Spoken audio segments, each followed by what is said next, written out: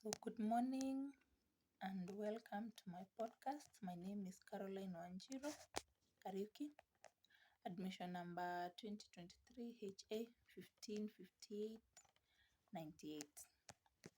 So, today we are going to discuss on stratification. It is a subtopic in the unit of sociology in education. And what we understand by social stratification is basically the arrangement by hierarchy of individuals or different groups in our societies. So social stratification or the arrangement, different arrangement of people in groups in our society is brought about by various factors. Could be wealth. We find that some people are wealthy and others are poor. So that is one way of ranking people in our society. So you find people, people who are wealthy are characterized by various things. For example, when it comes to their ability to afford, say, education, food, and living in a good house, they are very much able to do that. Whereas people who are poor have characteristics such as inability to afford food, afford education, afford good housing. So that is just one hierarchy or just one way in which groups in our societies are arranged. And then we have the people's power. So you find some people have power, others have no power. And that brings us to another hierarchy of people which we call vulnerable groups, because now you find that people who have power have their way in life. For example, in our Kenyan society, people with power, even if somebody gets caught in a corrupt case, or they just have their way through life.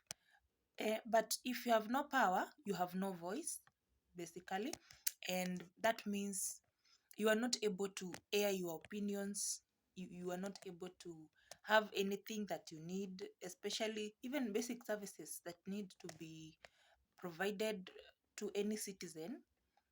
You are not able to afford. So those are some of the factors that bring about the arrangements, different arrangements in our society. So you see, when in our TVET institutions, these factors apply also. So in our institutions, even amongst in a class, you may find some of your classmates are well off, others are not well off. Some people are able to afford maybe a car while coming to school, whereas others can't afford even fare, and even the school fees is a problem in itself. So social stratification. So when for example, when you're schooling with people of a different social status than yourself, social status, you can be at the middle class level, the lower class level, the high class. Yeah. And when you interact with those different kinds of people in a class, for example, in a TVET institution, it motivates you. I mean, if it is supposed to motivate a student to even work harder. So that is an advantage of social stratification. So uh, people or groups in our societies can get motivated to work even harder. If you admire that classmate of yours who has a car, it can drive it can drive you when it comes to working or whatever job you're working at. It can give you motivation and encourage you that you can also get to that level, like your classmate or your teachers or your friends. All right. So the thing about stratification, it brings about as a disadvantage. So those classes can be some sort of source of pressure. Say in a TVET institution and you're schooling, like I've said, given an example, and you're schooling with the classmates who are quite doing okay. Yeah, so it is can be an advantage or a disadvantage in itself. Thank you so much, and I look forward to seeing you in our next podcast on social stratification. Thank you.